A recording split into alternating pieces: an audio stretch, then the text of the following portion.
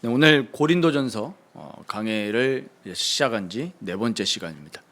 고린도 교회를 이제 우리가 바라보면서 또 저희가 이제 고린도 전서를 묵상하고 또 설교 준비를 하면서 참 고린도 교회가 그냥 단순히 문제가 많은 교회였구나, 또 문제가 많은 성도들이었구나, 예전에는 이렇게 읽으면서도 피상적으로 이렇게 생각을 했었는데, 참 이게 하나님이 살아계시고 또 이 하나님의 말씀인 것이 분명하다라는 것이 많이 느껴지는 것이, 읽으면서 또 예전에 몰랐었던 부분들을 발견하게 하시고 또 신앙을 돌아보게 하시고, 이게 단순히 문제 많은 교회에 쓰인 서신이 아니라 우리 신앙생활에 정말 중요한 부분을 우리에게 지금 말씀하고 있구나, 이걸 보게 되는데, 참 이 말씀을 보면서 한 주간 많이 은혜를 주셨던 사실은 뭐냐면, 정말 우리가 복음에 대해서 안다고 하면서도 오해를 하고 있고, 신앙생활을 우리가 한다고 하는데, 물론 하나님의 은혜로, 우리의 공로는 없죠. 우리의 공로는 없지만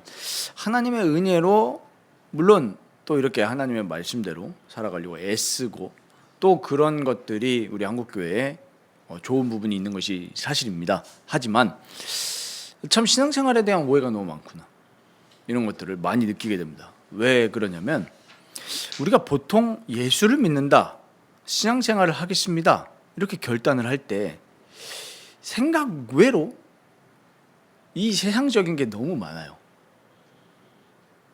예를 들자면요, 예수를 믿는다라고 했을 때 우리조차도 예수를 믿고 말씀을 묵상하고 기도를 하면 당연적으로 뒤에 결과가 어떤 육신적인 좋은 결과가 나야 될 거라고 기대하는 경우가 상당히 많다는 거예요. 그럼 누구 중심적인 겁니까? 자기 중심적인 거예요. 그러니까 신앙생활을 너무 자기 중심적으로 생각을 하는 경우가 많아요. 그래서 한국교회에 우리가 모든 것을 부정할 수는 없죠. 당연히 신앙에 좋은 유산들이 있고 하나님의 은혜가 있지만, 또 동시에 정말로 우리가 십자가가 상실이 된 거 아닌가, 이런 좀 생각을 많이 하게 됩니다. 그러니까 하나님 중심적이어야 되는데 자기 중심적인 신앙생활을 하고 있고, 그리스도의 십자가를 지고 낮아지고 그리스도만 높이는 신앙생활을 해야 되는데 성과 중심적인 신앙생활을 하고 있어요. 그러니까 이게 뭐냐면은 응답을 오해한 거죠. 성과 중심적입니다. 그래서 교역자들도 그리스도의 십자가를 나타내기보다는 뭘 하고 있습니까? 내가 이렇게 사역을 했더니 이런 결과가 나왔습니다 라는 이야기들을 많이 합니다. 또 그런 책들이 인기가 많고, 또 그런 분들이 또 어떻게 돼요? 핫해지죠. 그래서 여러 곳에서 강사로 초청을 받습니다. 나쁜 건 아니지만 그런 요소들이 있죠. 신앙에 있지만 중심이 어디에 있냐는 겁니다. 중심. 내 지금 중심이.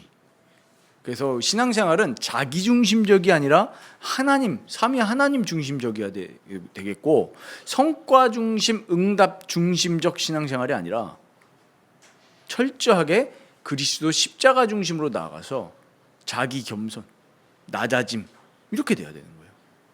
성과가 와도 바울처럼 나는 그리스도만 자랑하겠다, 다른 거 자랑하지 않겠다, 나의 유익이 아니라 다른 사람의 유익을 구하겠다, 이게 진정한 신앙생활입니다. 그래서 오늘 우리가 이걸 보면서 왜 바울이 이 지금 편지를 썼을까? 오늘 저희가 8장 1절부터 11장 1절까지, 11장 1절 나중에 이제 결론을 말씀드리겠지만, 내가 그리스도를 본받은 것처럼 결론이 뭡니까? 너희도 나를 본받아라. 야, 이게 참 이렇게 마무리를 짓는데요. 지금 고린도 교회에 무슨 문제가 있었냐면, 우상 제물을 먹는 거에 대한 것을 가지고 문제가 있었습니다. 계속 말씀드렸다시피 고린도 교회는, 그 지역은 굉장한 우상 숭배를 했던 지역입니다. 굉장한. 지금이랑 똑같아요. 그 당시에는 신상이셨지만 지금은 보이지 않는 이 돈과 또 이념들, 사상들, 사람들이 지금 있는 거고, 그 당시에는 많은 신전들, 신상들이 있었던 거. 그 보이는 거 보이지 않는 그 차이지 똑같아요, 지금이랑. 그런데 지금 우리 8장 이 4절부터 이제 6절 보시면은, 이 그리스도인들 중에, 이 교인들 중에 우상 제물 먹는 거 그거 아무것도 아니다. 우리에게 거리낌 맞잖아요. 우리가 그리스도 안에 있는데 그 신전 앞에 드려진 고기 이게 우리가 배경을 좀 이해하셔야 되는데 우리가 단순히 지금 제사상에 있는 그거를 제사가 끝나고 고기를 먹었다 이렇게 생각하시면 안 돼요. 이게 지금 어떤 상황이냐면은 그 당시에 신전에 바쳐진 제물들이 그대로 내려와 가지고 이제 쉽게 말하면 시장, 이 마켓에 유통이 되는 겁니다. 그러면 이제 이거를 쉽게 말하면 원산지를 아는 사람들이 있고 모르는 사람이 있어요. 근데 대부분 알죠. 이 상황 속에서 이 그리스도인들은 저거 괜찮아. 왜? 오늘 4절부터 6절 보십시오.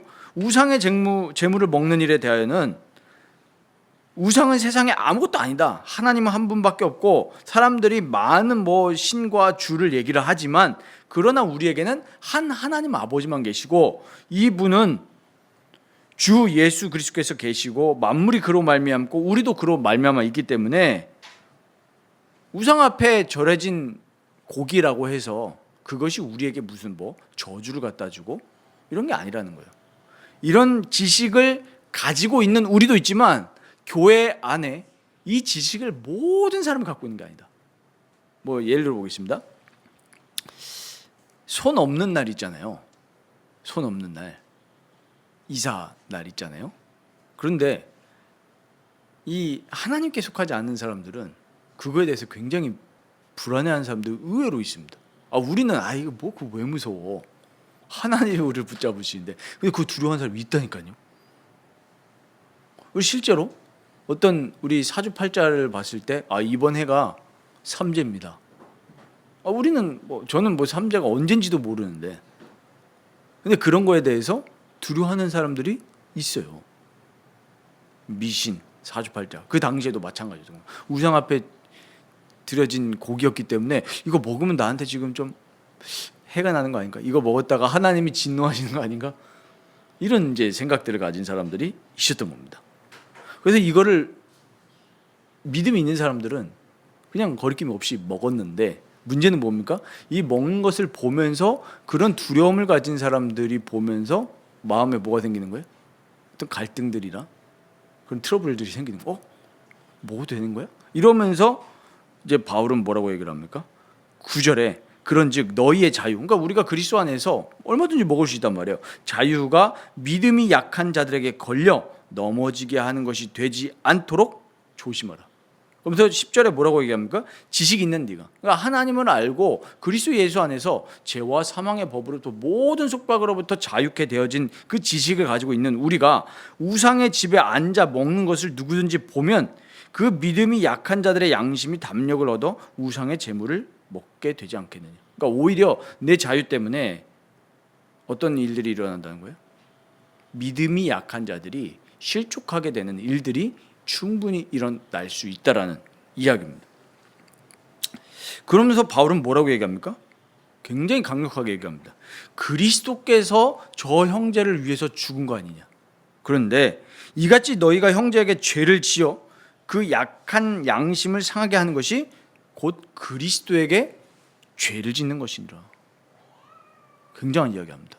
바울이 지난번에 무슨 얘기했죠? 우리의 육신도 어디에 속한 것이라고요? 그리스도에 속한 것이다. 그러니까 우리가 전인격이 그리스도를 위해서 살고 그리스도께서 우리의 전인격을 위해서 십자가에 죽으셨습니다. 몸까지. 그렇다고 하면은 저 형제를 위해서도 그리스도께서 죽으셨다면 내가 저 형제를 실족하게 한다면 뭐 하는 거라고요? 저 형제에게 죄를 짓는 것 같지만 실상은 그리스도께 죄를 짓는 것이다. 어마어마한 경고이면서 권면입니다. 근데 우리가 중요한 게 1절에 중요한 말씀을 하고 있습니다. 우상의 재물에 대하여는 우리가 다 지식이 있는 줄을 아나. 여기서 중요하죠. 지식은 어떻게 한다고요? 교만하게 하며 사랑은 덕을 세운다. 자, 이게 무슨 말씀입니까? 우리에게 적용을 잘 해봐야 되겠습니다. 우리가 하나님을 잘 압니다. 매일마다 말씀을 읽으면서 그리스도의 죄사함에서 감사하고 성령님이 우리의 삶을 붙들고 계시는구나 감사하면서 삽니다. 그런데 이것이 그냥 지식으로만 끝난다면 어떻게 됩니까? 다른 사람들을 비판해요. 저 사람은 복음을 알았니 못 알았니? 야, 왜 저렇게 사냐? 우상 숭배하면서.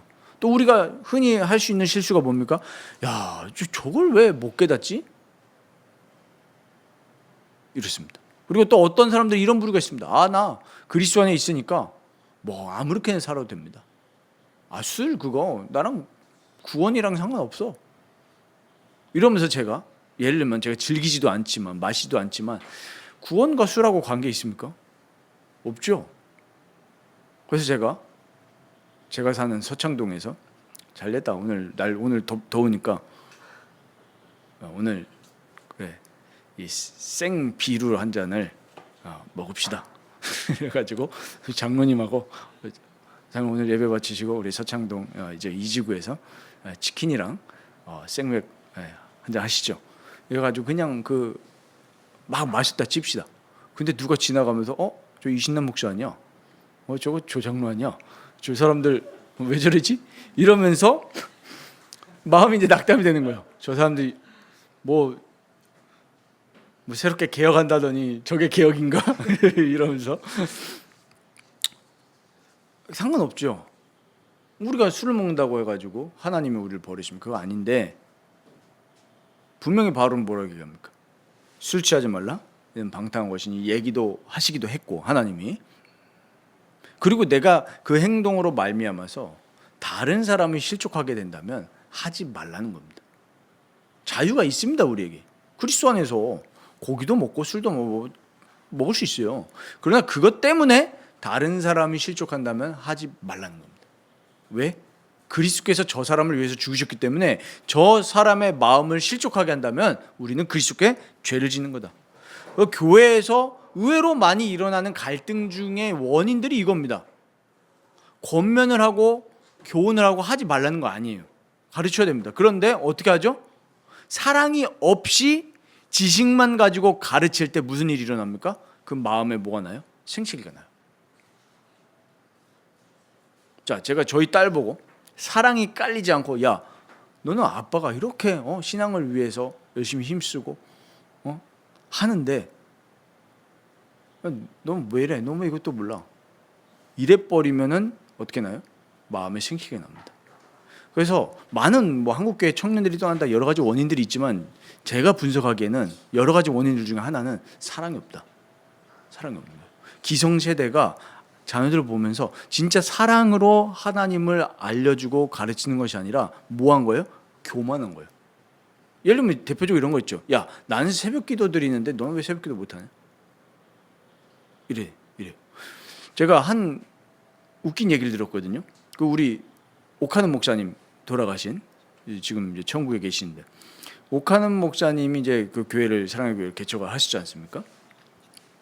그런데 한 다른 교회에서 오신 장로님이 옥하는 목사님한테 따지신 거예요. 왜 따졌냐? 왜 새벽 기도에 부교육자들이 안 보이냐? 쉽게 말하면 이런 거 있잖아요. 이게 나라냐 이런 식으로 이게 교회냐? 옥하는 목사님 어떻게 하시겠습니까? 부교육자 소집 이래가지고 이렇게 하실 줄 저는 그렇게 흘러갈 줄 알았어요. 근데 그게 아니에요. 오히려 그 장로님을 혼내셨답니다. 참 그거 보면서 참 목사님도 대단. 그럴 거면은 다시 원래 교회로 돌아가십시오. 응? 쉽게 말하면 종교 마일리지 쌓으러 새벽기도 오냐 이런 식으로. 내가 새벽기도 온 거랑 다른 교육자들이 새벽기도 안 온 거랑 당신 신앙과 뭔 상관이냐.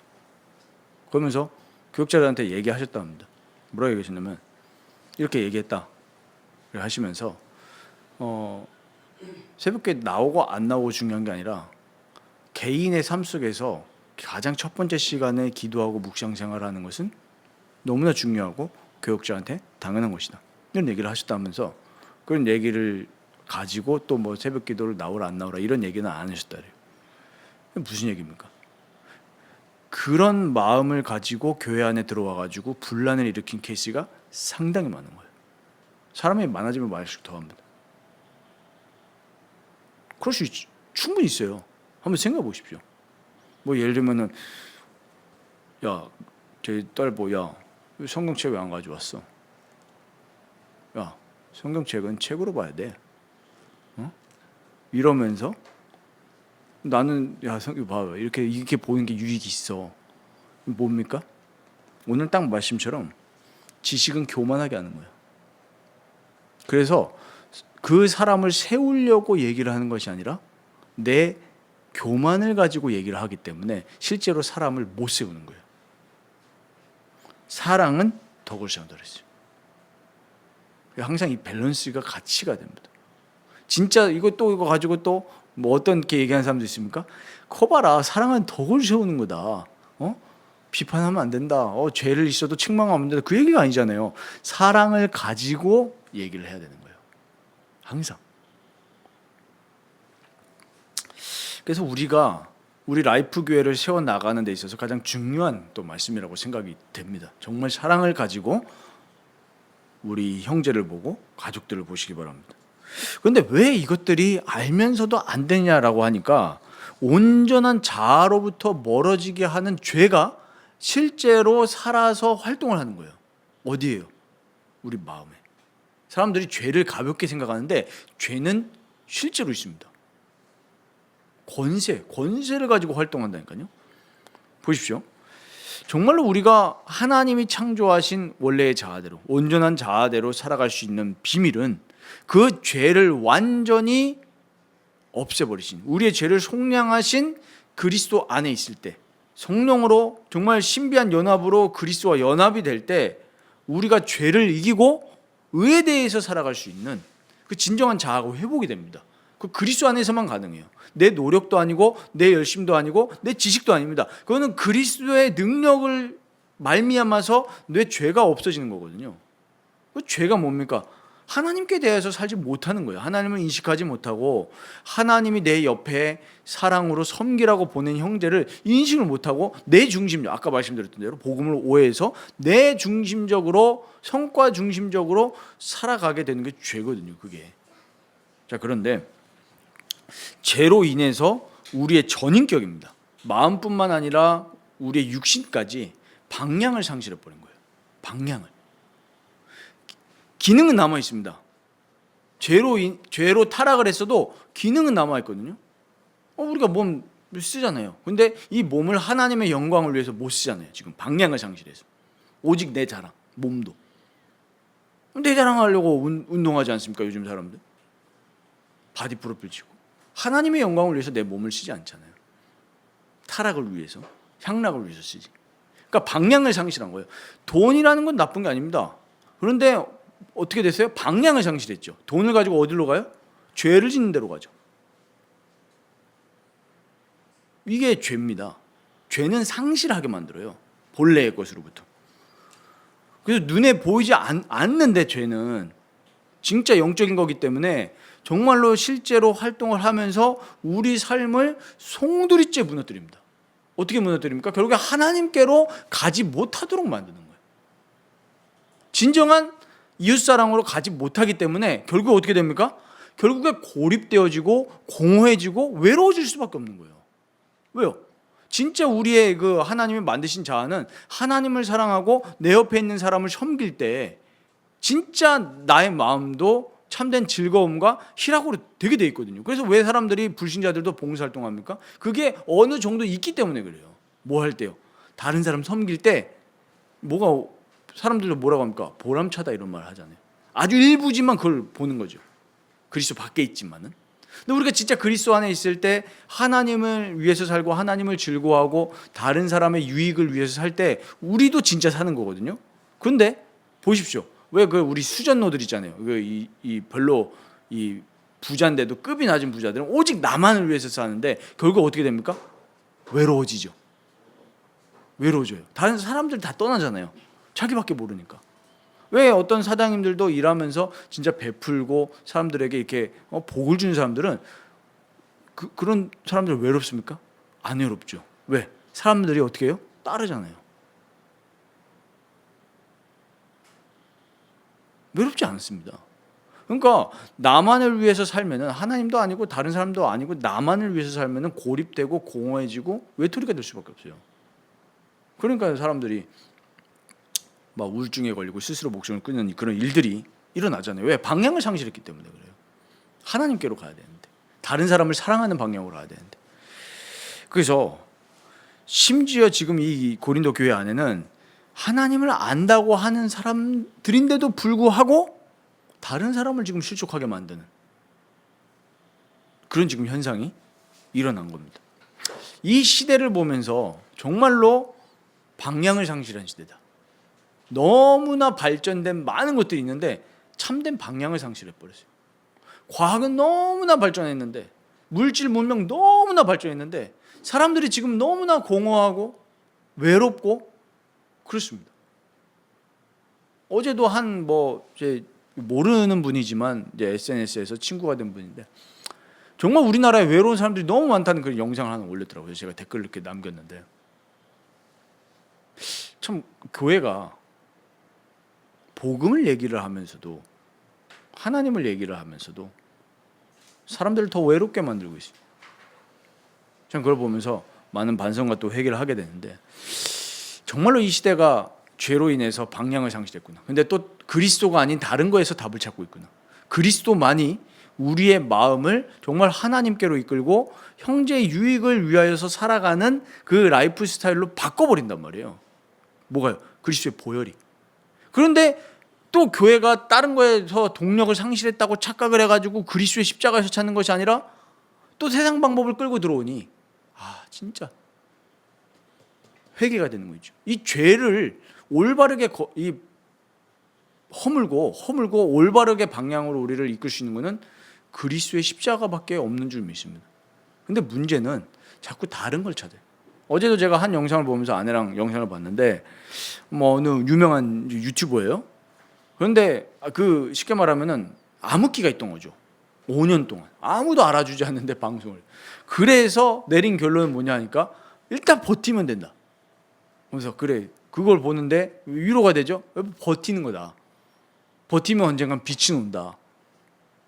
그런데 제가 아까 151장 찬양을 하는데 갑자기 그 생각이 나서 회개했거든요. 아닌데, 그 사람은 물론 버티는 게 답이 아니라 자기는 아무리 힘들어도 알아보지 않는 상황 속에서 자기는 즐겼다는 거예요. 그게 재밌으니까. 근데 우리의 수준이 그거밖에 안 되나? 그러면 안 되는 거예요. 우리의 영성이 한낱 세상에 유튜브 보면서 참고하면서 성경에 적용시키고 이러면 안 되는 거죠. 우리의 모든 삶의 근원, 원천은 그리스도의 십자가로부터 와야 됩니다. 제가 그 왜 찬양 부르면서 회개했냐면은, 그래, 그리스도께서 이 땅에 오셨을 때 유튜브를 보면서 세상의 학자들이 얘기하는 거 그 생각하면서 십자가를 버티셨습니까? 아니잖아요. 하나님을 향한 순종이었고 우리를 향한 사랑이었습니다. 그리스도는. 근데 우리는 어려운 순간에도 그리스도의 십자가를 보면서 그리스도와 함께 이기는 것이 아니라 세상에서 이렇게 하면 된다라는 걸 가지고 시대를 살아가요. 그러니까 영성이 없이 밟히는 겁니다. 빛과 소금 얘기를 하면서 사람들이 우리가 착한 행실을 하지 않았기 때문에 세상에서 밟히는 거다. 기독교인들도 이렇게 해석을 하는데 아니에요. 실제로는 그리스도를 놓쳤기 때문이에요. 그리스도를 놓쳤기 때문에 착한 행실을 못하는 거 아닙니까? 근데 왜 자꾸 착한 행실을 안 했다는 거에 포커스가 꽂혀가지고 무슨 5가지가 없는 교회가 온다 이러고 앉아있으니 교회 타락이죠. 오히려 그리스도 십자가 앞에 서서 나를 낮추고 하나님을 사랑하고, 우리가 방향을 상실했습니다. 하나님을 사랑하지 않았습니다. 돈을 사랑했습니다. 실제로는 사람들을 하나님보다 교인들을 더 사랑했습니다. 이런 목회자들의 회개가 나와야지 자꾸 이상한 얘기하고 있는 거예요. 진정한 회복이 안 되죠. 그리스도 앞으로 갈 때 그리스도께서 우리의 진짜 삶의 방향, 하나님을 사랑하고 내 형제를 내 몸보다 더 사랑할 수 있는 그런 회복의 역사가 일어나게 될 줄 믿습니다. 그리스도를 붙잡읍시다. 그리스도를. 그렇게 됐을 때 우리에게 무슨 일이 일어나냐면 죄를 인식할 수 있는 그 참된 능력을 주십니다. 죄를 인식을 못해요. 죄를 인식을 못합니다. 그런데 분명한 것은 성령께서는 사람들에게 뭘 인식하게 하시냐면 죄를 인식하게 하십니다. 그래서 우리를 어디로 이끄냐면 그리스도께로 이끄시죠. 죄를 이기신 그리스도께로 우리를 이끄시면서 우리를 변화시켜 나가요. 그럼 우리가 해야 될 건 뭐냐? 열심히 살자? 다른 사람을 사랑하기 위해서 애쓰자, 이게 아니라 순종입니다. 복종이에요. 그리스도께 복종하는 겁니다. 회개와 순종이 우리 삶에 일어날 때 우리 삶이 진짜 회복이 되는 겁니다. 그리스도 중심적이 될 때 오히려 나 중심적으로 살아갈 때보다 더 회복이 되는 거죠. 그래서 우리는 죄도 분명히 실제하면서 우리 사람들을 무너뜨리고 방향을 상실하게 만들지만 진짜 더 그것보다 능력이 크신 그리스도 예수 안에 있는 그 은혜의 영광, 은혜의 능력, 사랑의 능력을 맛보시기 바랍니다. 어떻게 맛보냐? 고린도전서 13장 우리 한번 같이 보겠습니다. 우리 유명한 챕터죠. 사랑장.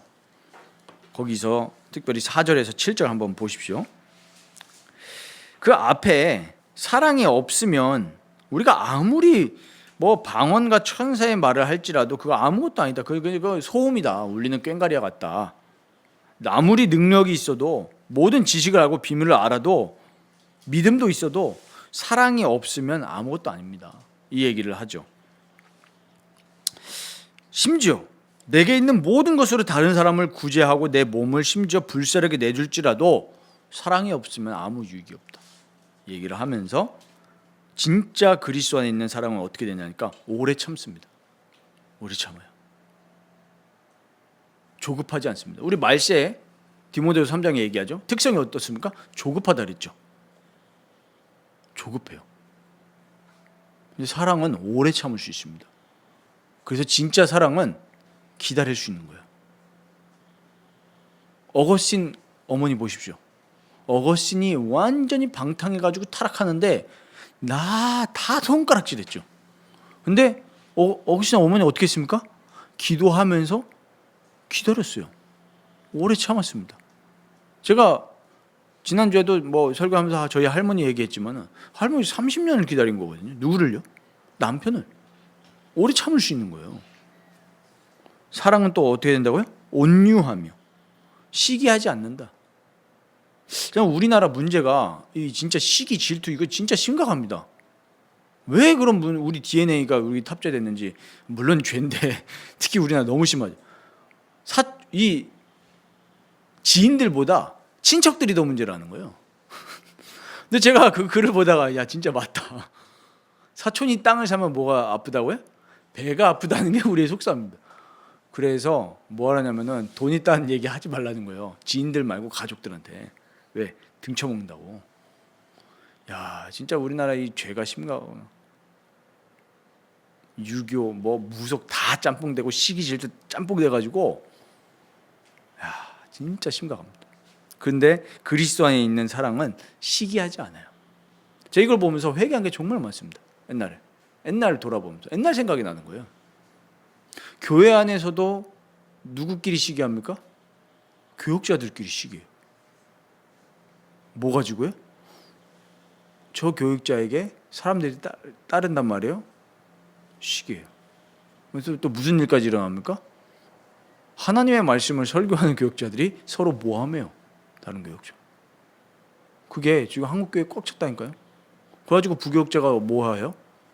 자기 좀 따르는 것 같으니까 담임 목사를 모함을 해가지고 끌고 나와가지고 교회 개축하고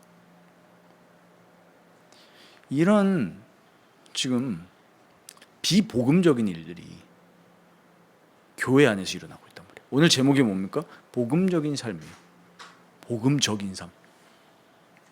사랑은 자랑하지 아니하며 교만하지 아니한다. 진짜 우리가 하나님의 사랑을 가지고 우리가 늘 체험하고 있으면 자랑할 수가 없어요. 교만할 수가 없습니다. 정말 제가 무릎을 치면서 야 정말 내가 죄인이 맞구나. 왜 이렇게 우리는 나를 자랑하고 싶을까? 십자가를 자랑하는 게 아니라 왜 그렇게 내 스펙을 자랑하고 싶을까? 왜 그렇게 우리는 교만할까? 겸손하지 못할까? 사랑이 없구나. 5절에 보십시오. 무례히 행하지 아니하며 자기의 유익을 구하지 아니하며 성내지 아니하며 악한 것을 행동한다가 아니라 악한 것을 생각하지 아니한다 그랬어요. 그리고 불의를 기뻐하지 아니하며 진리와 함께 기뻐하고 모든 것을 참으며 모든 것을 믿으며 모든 것을 바라며 모든 것을 견디느니라. 아멘. 이게 그리스도 사랑 안에 있으면 실제로 이런 사랑의 열매들이 맺히게 됩니다. 이 사랑의 열매가 우리 라이프교회 모든 가족분들에게 맺히기를 주님의 이름으로 축원드립니다. 우리가 이 능력을 사모해야 돼요. 죄로 인한 헛된 허상, 그런 뭐 물질이 어떻게 막 이렇게 불어나고 이게 아니라 우리 삶에 이런 사랑의 열매가 맺히면 얼마나 좋겠습니까? 우리가 회사에 갔는데 다들 경쟁하고 서로 죽이고 모함하고 시기하고 이러는데 저 사람은 달라요. 오래 참고 온유하고 시기하지 않냐고 자랑하지 않고 겸손하고, 어떻게 해서 그리스도의 영광의 강체가 안 나타날 수 있겠습니까? 예수님이 얘기하셨죠. 산 위에 있는 동네가 안 나타날 수가 없는 거예요. 이런 하나님 나라의 능력을 어디서부터 맺어야겠습니까? 가족에게서부터 맺으시기 바랍니다. 저는 누구에게부터? 저희 아내한테부터. 저 남편한 사람이 설거는 저렇게 해놓고 집에 와가지고 이제 나한테 이러면 이제 저는 증인이 아닌 거예요. 그리고 또 저희 자녀들이 저를 볼 때도 이렇게 느껴야 되는 겁니다. 목회자들이 제일 하는 실수 있죠. 설교 준비한다고 막 하다가, 저도 가끔 하는 실수 중에 하나인데, 하다가 툭 저희 딸이 들어왔어요. 어떻게 하냐면 짜증낸단 말이에요. 아빠 집중하고 있는데 왜 들어오냐. 근데 뭐에 집중하고 있었어요? 지금 내 말씀에 집중하고 있었잖아요. 내 요기에 뭐예요? 내가 꽂히는 거예요. 아까 뭐라 했죠? 지식은 교만하게 만드는. 실제로 이 말씀에 설교 준비하고 왜 하는 겁니까? 하나님 사랑하고 이웃 사랑하려고 하는 건데, 당장에 가장 내 가까운 이웃인 저의 딸이 들어왔을 때 짜증과 화를 낸단 말이에요. 물론 이 아이가 뭐 막 청소년이 되고 이랬을 땐 또 상황이 다르죠. 그때는 인지 능력이 아빠가 뭐 하고 있는 줄 아니까. 근데 뭘 알겠습니까? 근데 사랑이 안 나간다는 거는 제가 생각을 많이 해봐야 되는 거죠. 예전에 그 외국 언론사에서 인터뷰한 그 부산대 교수님 있잖아요. 그때 뭐 아마 탄핵 전공이 아마 그랬을 건데, 인터뷰하다가 누가 들어왔습니까? 뒤에 딸 아이가 막 춤추면서 막 들어왔잖아요. 그러다가 누가 들어왔어요? 보행기 타고 있는 그 신생아가 막 들어오니까 제일 사람들이 빵 터졌던 포인트가 뭐였습니까? 그 어머니가, 한국의 어머니가 뛰어 들어와가지고 잡고 나중에 기어가지고 문 닫고. 근데 오히려 그 남편분이 참 인격적인 분이신 것 같은데 그거에 대해서 별로 없었죠. 굉장히 심각한 상황일 수도 있잖아요. 근데 나중에 오히려 그것이 어떻게 됐습니까? 나중에 이제 막 밈이 돼가지고 오히려 막 더 화제가 됐었죠. 사랑은 결국에는 우리가 실수처럼 보이는 것도 다 살릴 수 있는 건데, 우리가 사랑이 없고 지식만 있다면 나도 죽고 다 죽는 거예요. 그래서 바울은 이 얘기를 하는 겁니다. 그래서 그렇다면 이제 우리가 복음으로 어떻게 살아야 될 것인지, 또 복음을 위해서 사는 삶은 무엇인지 오늘 우리가 이 말씀을 통해서 마음에 담고 결단을 내려야 되겠습니다. 결국에 우리 삶의 원리, 기준을 복음으로 가져가야 된다는 얘기인데, 죄와 세상이 우리의 기준이 되고 우리의 삶의 원리가 되는 것이 아니라 오직 예수 그리스도의 복음이 우리 삶의 원리와 기준이 되어야 되는 겁니다. 그럼 여기서 사람들이 오해가 발생하죠. 아까 서두에 말씀드렸던 것처럼 복음에 대해서 오해를 하는 거예요. 어떻게 오해를 하냐? 내가 잘 되는 게 복음이에요. 내가 지금 평안해지는 게, 어떤 감정에 평안해진 걸 복음이라고 착각을 해요. 어려운 상황에 못 들어가요. 자기 부인을 못 해요. 자꾸 복음을 자아 성취라고 오해를 하고, 자아 부인이라는 것은 사람들이 생각을 못 해요. 그러면 우리가 우리 삶의 원리가 복음이다라고 얘기를 했을 때 내가 이기는 게 아니라 내가 지는 거예요. 저 사람과 관계 속에서 내가 낮아지고 내가 저 사람을 섬길 수 있는 게 복음이라니까요. 내가 이기는 게 복음이 아니에요. 내가 잘 먹고 잘 사는 게 복음이 아니라니까요. 어떤 우리가 뭐 직업이나 여러 가지 선택해야 될 때 많을 수 있잖아요. 그때 복음이 된다는 것은 하나님 중심적이 되고 다른 사람 중심적이 된다는 게 복음인 겁니다. 내 잘 풀리는 게 복음이 아니라. 그래서 고린도전서 8장 11절 12절 아까 말씀드렸던 것처럼 예수님이 나를 변화시키시기 위해서 죽으신 게 맞다면, 내가 복음으로 삶을 산다는 얘기는 나도 저 형제를 위해서 죽을 수 있다라는 그 마음을 가지고 살아가는 것이 우리가 복음으로 살아가는 거예요. 교회에 와서도 뭐 그런 말 있지 않습니까? 나라에 도둑놈이 많은데 대부분의 사람들은 어떻게 얘기합니까? 나라가 나를 위해서 뭘 해줄까? 이 생각한다잖아요.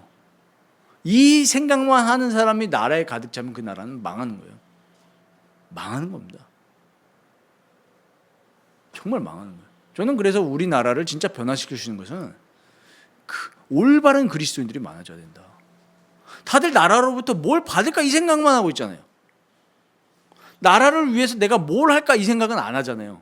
교회도 마찬가지인 겁니다. 교회가 진짜 건강한 교회는 사람이 많은 교회가 아니라 교회가 나를 위해서 뭐 해주지 이게 아니라 내가 저 형제를 위해서 교회를 위해서 내가 뭘 할 수 있을까. 목회자도 마찬가지죠. 교회가 나한테 바울이 이따가 10장에서 그 얘기하거든요. 교회가 나를 위해서 뭘 대접해줄까 뭐 헌신해줄까. 바울은 이 생각하지 않았어요.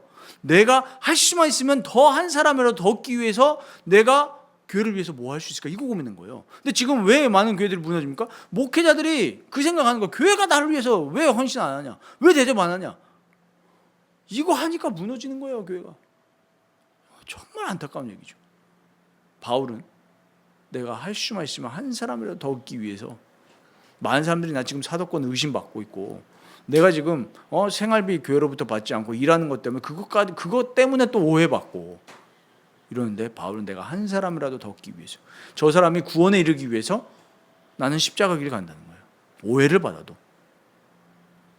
그래서 진짜로 건강한 교회, 하나님이 역사하시는 교회는 사람들이 죄로부터 빠져나와서 나를 위해서 사는 것이 아니라 저 사람을 위해서 살고, 저 사람을 위해서 돈을 쓰고, 저 사람을 위해서 내 시간을 쓰고, 이런 교회가 진짜 건강한 교회입니다. 국가도 마찬가지예요. 대접받을 생각하는 사람, 국민들만 많잖아요. 나라는 망하는 겁니다. 나라에서 돈 안 주나? 이 생각만 하고 있으면 그 나라는 망하는 거예요. 어떤 나라가 돼야 됩니까? 내가 국가를 위해서 헌신하고, 우리나라 7, 80년대 60년대 거쳐오면서 그랬지 않았습니까? 우리 아버님, 어머니, 할아버지 분들이 국가를 위해서 열심히 일한 거 아니에요. 그 헌신의 결과가 이렇게 온 거 아닙니까? 근데 지금 젊은 세대는 뭐라고 합니까? 그것도 모르고 막 어른들 보고 틀딱이라고 그러고, 이게 망조가 된 거예요. 어떻게 해야 됩니까? 우리는 항상 감사하고 사랑을 주셔야 되는 거죠. 왜? 그리스도께서 우리를 위해서 죽으셨기 때문에. 이 십자가 사랑을 안다면 정말 우리는 다른 형제를 위해서, 내가 자유가 있다 할지라도 저 형제를 실족하지 않기 위해서 나는 그 자유를 포기할 수 있는 거예요. 술 먹을 수 있죠. 너무 술이 먹고 싶어. 그런데도 이렇게 더운 날에 맥주를 먹고 싶지만 안 먹겠다. 왜? 저 사람이 나 때문에 실족한다면. 그런 신앙인이 돼야 되는 게 복음으로 사는 겁니다. 그리스도께서도 하늘 영광을 버리고 오셨잖아요. 그럼 우리도 내 세상 영광에, 내 세상 명예가 조금 사라진다 한들 저 한 사람을 구원시키기 위해서 포기할 수 있는 것이 바로 신앙인의 원리인 줄 믿습니다.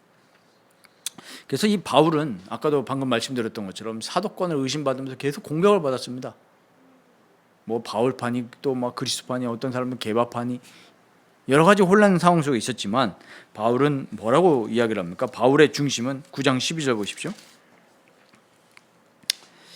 다른 이들도 너희에게 이런 권리를 가졌거든 하물며 우리일까 보냐. 그러나 우리가 이 권리를 쓰지 아니하고 범사에 참는 것은 그리스도의 복음에 아무 장애가 없게 하려 함이로다. 지금 생활비를 받을 수 있는 권리가 내게 있지만 교회로부터 그는 나에게는 쓰지 않겠다. 왜? 복음이 증거되는 일에 장애가 될 수 있으니. 우리가 그 상황이 100% 어떤 상황인지는 다 알 수 없지만 지금 바울이 사도권을 의심받고 공격받는 상황이란 말이에요. 이런 상황 속에서 나는 안 받겠다. 제가 이걸 설교를 준비하면서 어느 한 교회와 목회자가 생각이 나더라고요. 그걸 보면서 반면교사로 삼았습니다. 왜 많은 목회자들이 자기 욕심에 그렇게 매여서 살아가지고 많은 사람들을 실족하게 만들까? 복음에 지금 장애가 된 거잖아요. 많은 사람들이 그것 때문에 교회를 떠나고 방황하고 있잖아요. 나도 저렇게 되면 안 되겠다. 그러려면 복음으로 살아가야 돼요. 복음. 그리고 복음을 위해서 살아가는데 바울은 24절에 중요한 얘기를 합니다. 이 세상에 쉽게 말하면 우리 마라톤 하는 사람들 생각해 보십시오. 마라톤 하는 사람들 어떻게 합니까? 진짜 승리자의 관을 얻기 위해서 진짜 팬티 입바람으로 뜁니다. 그리고 절제합니다. 음식도 절제하고 수면 시간도 다른 거 막 즐겁게 하고 싶지만 절제해요. 왜? 최고의 퍼포먼스를 내기 위해서. 그런데 바울은 뭐라고 얘기합니까? 그것이 썩을 승리자의 간을 얻기 위해서 이기기를 다투는 자마다 모든 일에 절제한다. 한낱 썩어질 면류관 아닙니까? 우리가 올림픽 나가서 1등 금메달 탔다. 그거 썩어질 거 아니에요, 결국에. 그거를 위해서도 절제하는데 우리는 썩지 아니할 면류관을 얻기 위해서 달려가기 때문에 바울은 마지막 27절에 결론을 내리죠. 내가 내 몸을 쳐 복종하게 함은 내가 남에게 복음을 전파한 후에 내 자신이 도리어 버림을 당할까 두려워함이로다. 그러니까 바울은 철저하게 복음을 위해서 살아갔던 사람입니다. 내가 다른 것들, 썩어질 것들, 그런 것들 다 절제하고 영적인 삶을 사는 겁니다. 그래서 특별히 이 말씀은 우리 지도자들에게 너무 중요하죠. 목회자, 장로님들. 내가 이런 하나의 어떤 말이라든지 행동 때문에, 특히 요즘 시대 같은 경우는 SNS도 우리 삶의 어떤 거의 그건데, 내가 이런 것들 때문에 저 목회자, 저 장로 예수 믿는다면서 비탄을 받잖아요. 이번에도 보십시오.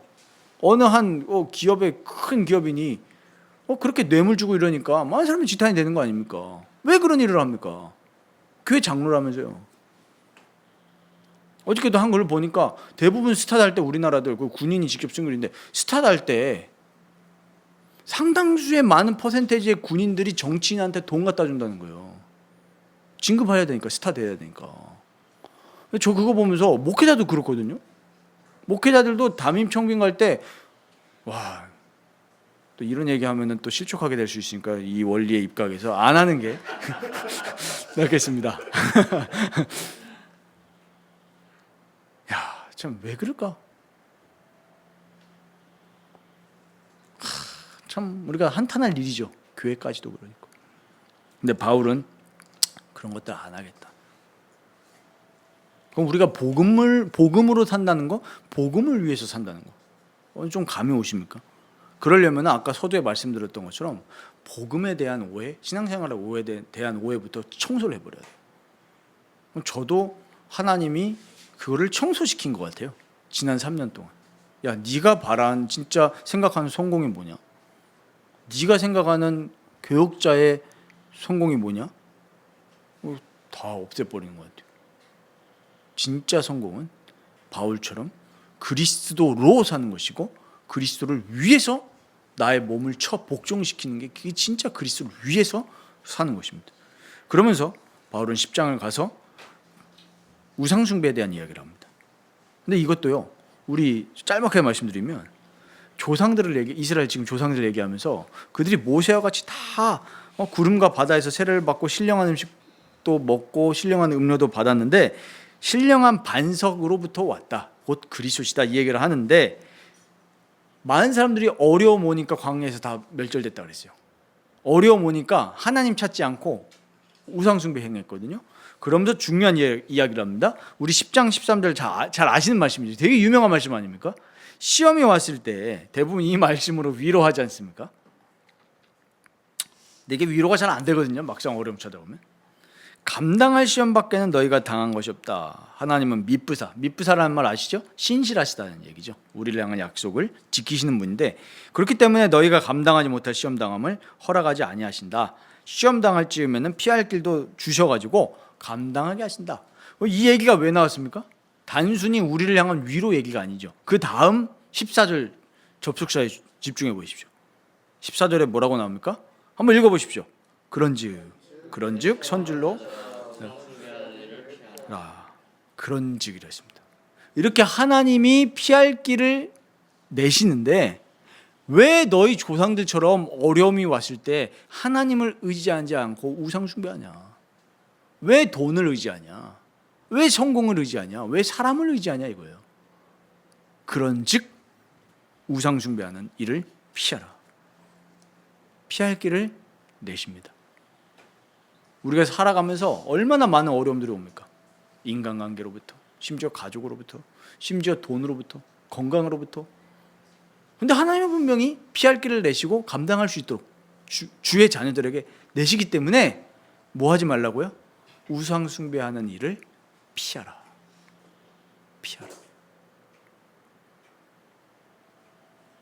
그러면서 31절부터 33절이 결론입니다. 31절에 뭐라고 합니까? 너희가 먹든지 마시든지 무엇을 하든지 뭘 위해서 해라? 하나님의 영광을 위하여 하라. 지난번에 말씀드렸죠? 하나님의 영광을 위하여 한다는 게 뭐라고요? 하나님을 즐거워하는 거예요. 모든 삶 속에서 하나님을 즐거워하시기 바랍니다. 어려움이 와도 하나님을 즐거워하는 거. 이게 진짜 신앙생활이에요. 어려움을 극복하는 게 신앙생활이 아니라 어려움이 왔을 때 다윗 보세요. 여호와는 나의 목자시니 내게 부족함이 없으리로다. 이 고백이 우리의 고백이 되길 바랍니다. 부족함이 없습니다. 하나님의 영광을 위하여 먹든지 마시든지 무엇이라고 했어요? 무엇을 하든지 우리의 일을 하든 무엇을 하든지 하나님의 영광을 위하여. 그리고 32절에 뭐라고 얘기합니까? 지금 교회를 두고 얘기하는 거잖아요. 유대인에게나 헬라인에게나 하나님의 교회에나 거치는 자가 되지 말라. 원어를 찾아보니까 뭐냐면 걸림돌이 되지 말라. 다른 사람에게 걸림돌. 제가 우리 교회에 걸림돌이 되면 안 되겠죠. 제가 우리 가정에 걸림돌이 되면 안 되겠죠. 거치는 자가 되지 말라. 어떻게 하라는 얘기예요? 사랑으로 섬기라 이 얘기입니다. 그리고 33절에 정말 오늘 말씀의 결론이죠. 나와 같이 모든 일에 모든 사람을 기쁘게 하여 자신의 유익을 구하지 아니하고 많은 사람의 유익을 위하여 그들로 구원을 받게 하라. 이 구원은 단순히 칭의만 얘기하는 게 아닙니다. 성화까지 포함한 이야기입니다. 많은 사람의 유익을 위하여 살아가라. 이것이 우리 신앙의 원리이고 방향입니다. 그럼 우리가 오늘 말씀의 결론으로 우리가 그럼 이제 어떻게 살아갈 것인가? 고린도전서 11장 1절 그 바로 다음 절에 나오는 것처럼 그리스도를 본받아야 됩니다. 이게 복음으로 사는 겁니다. 그리스도는 우리를 위해서 죽으셨습니다. 낮아지셨습니다. 하늘 영광을 버리셨습니다. 그럼 우리가 신앙생활을 하면서 살아가면서 손해봐야 될 때도 많고 억울한 일이 당해야 될 때도 많고 도대체 나에게 왜 이런 어려움이 왔을까 이럴 때도 많아요. 그때마다 누구를 바라봐야 됩니까? 그리스도를 바라봐야 됩니다. 그리스도를 바라볼 때 우리에게 뭐가 일어납니까? 첫 번째 죄가 인식이 돼요. 아, 내가 너무 자기중심적으로 하나님 중심적으로 살지 않았구나. 자기중심적으로 살았구나. 이웃을 생각지도 않았구나. 근데 그리스도를 바라보는 순간 그리스도를 본받게 되죠. 성령이 그걸 하십니다.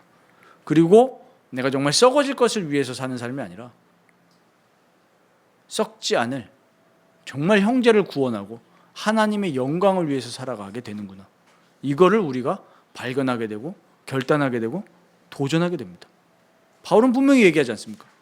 운동선수들이 썩어질 간을 위해서도 그렇게 모든 일에 절제를 하는데 우리는 썩어지지 아니할 관을 위해서 뛰는 십자가의 영광을 위해서 뛰는 사람이기 때문에 내 몸을 쳐서 복종하게 한다. 이게 뭐예요? 내 이 몸에 전인격에 있는 죄와 싸운다는 얘기예요. 탐욕과 싸운다는 얘기입니다. 우리는 이게 끝나는 순간이 언제입니까? 주님을 만나는 날이에요. 천국에서. 엊그저께 저희 아들이 그런 말 하더라고요. 죽기 싫어 이러는 거예요. 죽음에 대해서 뭐 하다가 얘기를 했는데 나왔는데 누워가지고 불 끄고 뭐 천국에 대한 얘기가 어쩌다가 나왔어요. 우리 천국에서 보자. 근데 갑자기 언니가 울먹거리면서 죽기 싫어 이러는 그래서 언젠간 죽어야 돼. 우리는 언젠가 죽어야 돼. 그래서 예수 잘 믿어야 된다. 진짜 또 그 얘기를 할 수 있는 또 분위기와 기회가 돼서 얘기를 했죠. 그렇습니다. 우리가 오늘 말씀을 마음에 담으면서 정말 우리가 복음에 대한 오해, 신앙생활에 대한 오해를 내버리고 정말로 그리스도로 살고 그리스도를 위해서 사는 삶을 한번 이번 한 주간 동안에 정말 기도해 보시고 또 고민해 보시고 새롭게 결단하는 그런 복된 우리 라이프교회 모든 가족들 되시기를 주님의 이름으로 축원드립니다.